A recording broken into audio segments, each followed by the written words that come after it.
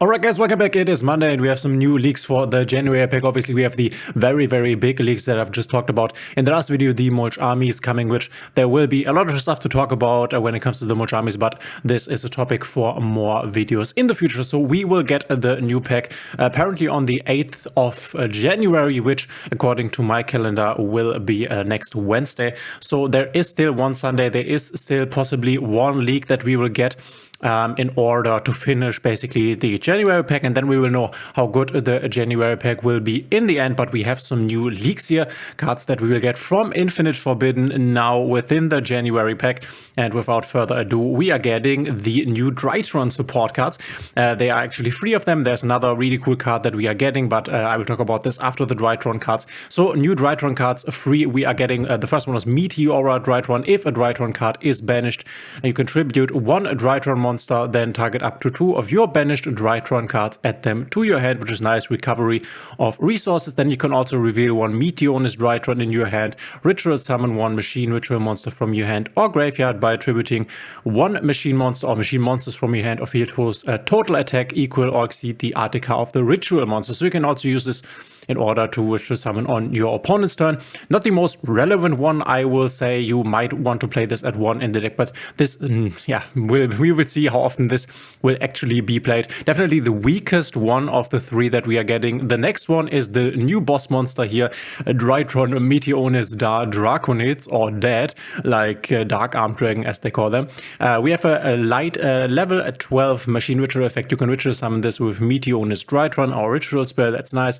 Other Drytron monsters you control cannot be destroyed by your opponent's card effects. Protection, that's also nice. Twice per turn when your opponent activates a monster effect, quick effect, you can banish Drytron monsters, Mindestens 1, from your graveyard whose total attack equal or exceed the original attack of that monster. Negate the activation, and if you do, destroy it. So it negates and destroys, but you will need to banish Drytron monsters from your graveyard in order to accomplish this. Obviously quite nice in combination with the Meteora Drytron, because you can just activate this basically to get stuff back into your hand that you have just banished with the effect of the Drytron Meteonis Draconids. I will also show you a combo that you can end up on, a very good one-card combo that this deck can achieve now with the new support. It definitely gets better, but then also a bit restricted, but we will see this in a moment. If this ritual summon card in its owner's control is destroyed by an opponent's card effect, you can special summon, or card in general, this is also battle, you can special summon 1 ritual monster with a 4000 attack from your hand or deck. This is treated as a ritual summon, so very nice. This also has 5000 attack and defense, so pretty hard to get over this guy. Also this can be used to finish your opponent. That is quite nice. Obviously we are playing this at 1 in basically any Drytron list, no big surprise here. And then we have the third one, the Drytron Nu 2, which kind of sounds like Mewtwo, which is obviously a level 1 allied machine, cannot be a normal summoned or set like they always have been the case, must be special summoned by card effect. If a Drytron card is on the field, you can special summon this card from your hand or graveyard, but banish it when it leaves the field. Very nice. An extender, if this card is special summoned, you can add 1 Drytron monster from your deck to your hand except a Drytron Nu 2, so a very good starter also, and you can only use each effect of a Drytron Nu once per turn. But here is the limitation: you can not ritual summon the turn you activate either of this card's effect except machine monsters. So the old way of playing Drytron is basically that, where you had your heralds, you can no longer summon them, but you can obviously summon the new Drytron Meteonis Draconids. And we can take a look at here, top 16 in YCS Cancun 2024, with the Drytron list here, where you can see what was being played. We have the new boss monster here, the Draconids, and then obviously also the new 2 times here. And now I will show you a combo, what you can achieve with 1 card with the new Drytron support. And then there's also another card that we have to talk about that we will get in the January pack, so stay tuned here.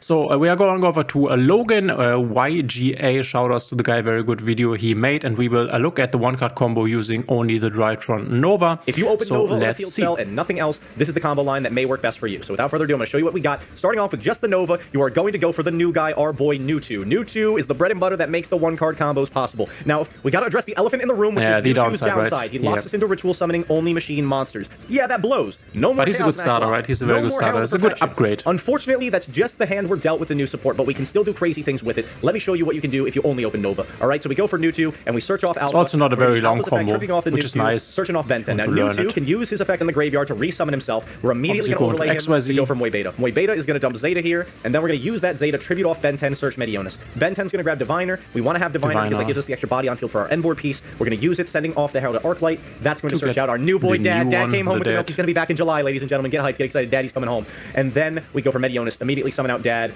Then we can link to into IP Mask Arena. I'll also say that don't forget to add back the Medionis before you link off to the IP Mask Arena, but this is pretty much your basic one-card combo end board. So yes, you are only ending on Draconids and IP, but this is more interruption than you may inherently think. If you tag out your IP with your Dad into a Dynamondo, you are going to have a shuffle back on your opponent's turn as well. You can put back that Ben 10 for 100% free, and then you contribute your Dynamondo, summon Dad back from the graveyard, and then you have 2 more non-zero effect negate and destroys if you're down to banish the rest of your names out the grave. So this 2-card combo ends on... So with only one card... destroys, 1 shuffle back, and yeah, that's pretty flipping good. But let me...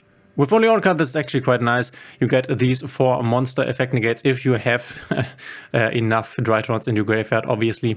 And then you also have the Dynamondo spinback. And you always have to remember this is with 1 card. We don't have a lot of steps in the combo, which is nice, since that means we cannot be interrupted as effectively.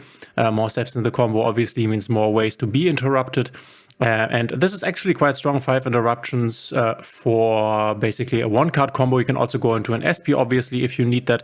So you're also quite flexible here. Very nice, definitely an upgrade to Drytron, but also you Drytron fans in the comments, let me know what you are thinking. Are you hyped for this new support? Probably, since we will definitely see more Drytrons running around on the ladder after this, that is for sure. And also, this is quite nice, this deck is not that bad into the Mulch Army Fuvalos, since we are ritual summoning from the hand would be bad into the Purulia, but Purulia we don't really see in the main deck a lot, or we won't see it in the main deck a lot, so we will have to see. But yeah, the new Drytron support is coming, but this is not the only one that have been announced for the January pack. We are also getting the Light and Darkness Dragon Lord. So obviously Light and Darkness Dragon, a very old card, but now the new fusion upgrade here, which a lot of people are using in Branded actually right now in the TCG, because it's kind of an insane card.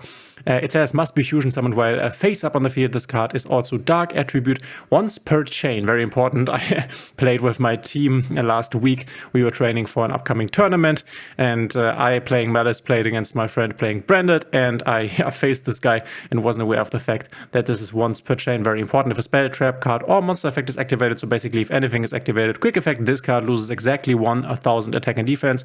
And if it does, negate the activation. So it needs to lose these attack points, which means if you are reducing the attack points anyhow, or mainly the defense points basically, then this is not like 3 Omni negates, but then only 2, right? If this has 2/5, then it can only negate twice. And if this card in its owner's possession is destroyed by an opponent's card effect, you can target 1 dragon monster in your graveyard. Special summon it, also very nice, gives you follow-up. You can summon an Albas, for example, fusion summon again in theory. Very important to note here that this is also counting for your effects. So if you activate something under the Light and Darkness Dragon Lord, it will also be negated, and this is mandatory, and this also activates. So this will make a triple tactic Talent's Life, which then obviously you can negate this with the Light and Darkness Dragon Lord. But yeah, always keep in mind that this also affects your opponent. But we are seeing this here in a Branded Despia, the new Branded Despia variant here in the TCG, for example, where they are using the new lock that we are also using in Master Duel, the Device King Wacrium, and then we have the Light and Darkness Dragon Lord that you can make, I think, with the Branded Red on your opponent's turn, if I'm not mistaken here. 1 level 8 light dragon monster, 1 level 8 dark dragon monster. I'm not quite sure. This cannot really... No, I think it's made differently, right? Isn't it made with the Branded Fusion and the Fusion Replication? You Branded expert can let me know in the comments. I'm not quite sure how you're making this, but my friend made this on my turn, basically. I think with the Fusion Replication, this would be able to go into that via an Albion Lubelion line, since this is a light and this is a dark. You would make an Albion first and then go into Lubelion, and then you would be able to make the light and Darkness Dragon Lord. Very strong, very insane. You will see this definitely in Branded. These are the leaks for the January pack for now. I have to say, if it stays like this, then it's a very underwhelming pack, in my opinion at least. We have the Mulch Armies, which the Mulch Army Fuvalos will definitely be a very impactful one. The Purulia, not that much. So right now it looks like you just go ahead and craft triple Fuvalos. If you are a tournament player where there are side decks being played, then you would also go ahead and craft triple Purulia maybe. And at this point you might also just pull from the pack a bit to get your Purulias and your Fuwa losses. But most players at this point at least will be just fine with just getting triple Fuwa loss and then maybe the Light and Darkness Dragon depending on what you are playing, and then call it a day. Save for the potentially better February pack where people are expecting Fiendsmith, which is so late right now. We could still see this next week. Normally the biggest reveal is the last reveal. So there's at least one more archetype to come here. Let's hope for a good one. Let's hope for Fiendsmith so we can play a lot of different decks. This will revive a lot of different decks and will change up the meta, of course. And then in an upcoming video, we will talk about what decks will be good next with the very strong hits on Tenpai. This is actually very interesting, but obviously it needed to happen with the Fuwa loss and the Purulia coming to the game. But now let me know in the comments what you think of the leaks. Thanks for being here, and we will see each other in the next one.